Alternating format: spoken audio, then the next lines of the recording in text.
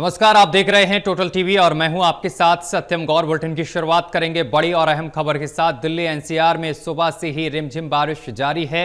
लोगों को गर्मी से बड़ी राहत मिली है। आज भी दिन भर बारिश की संभावना है।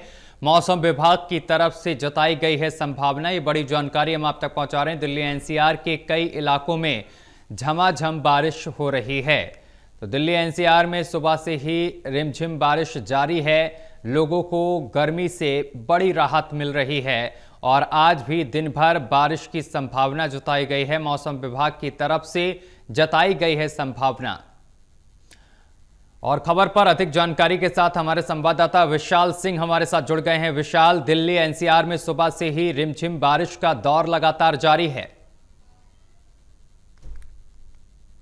बारिश का दौर न केवल सुबह बल्कि देर रात 11 बजे से ही झमाझम बारिश राजधानी दिल्ली के इलाकों में हो रही है। और सुबह तक बारिश रुकी जरूर थी, लेकिन 6 बजे के बाद अचानक से बारिश एक बार फिर से हुई।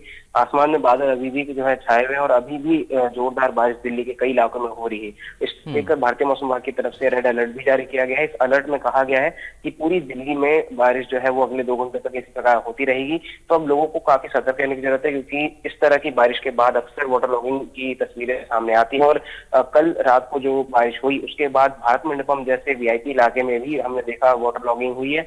और आज की बात करें तो इंद्रलोक और इंडिया गेट के कुछ हिस्सों में भी वाटर लॉगिंग देखने को मिली है।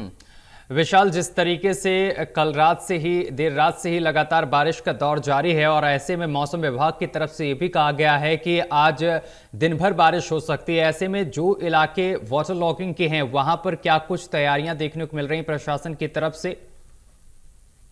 देखिए, अगर हॉटस्पॉट इलाकों की बात करें जहां पर वाटर लॉगिंग सबसे ज्यादा देखी जाती है, जैसे कि मिंटो रोड या फिर आईटीओ, तो यहाँ पर एक बड़े बड़े पंप्स जो है वो पहले से ही तैनात किए गए हैं, ताकि बारिश के बाद जैसे ही वाटर लॉगिंग हो तुरंत पानी को जो है पंप्स के जरिए हटा लिया जाए, निकाल लिया जाए।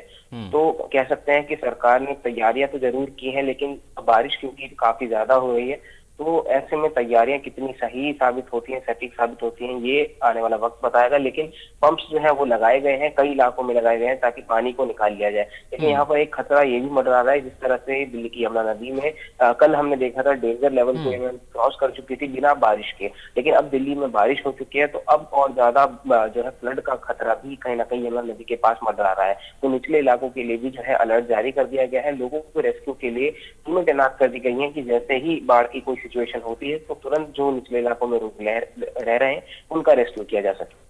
विशाल, आज ट्रैफिक जाम की भी स्थिति क्या कई इलाकों में देखने को मिल सकती है?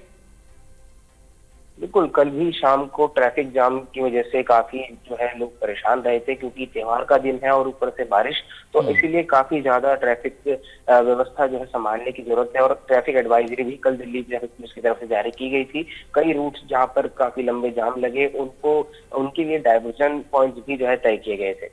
जी, बहुत शुक्रिया आपका विशाल, हमारे साथ जुड़ने के लिए और तमाम जानकारी साझा करने के लिए।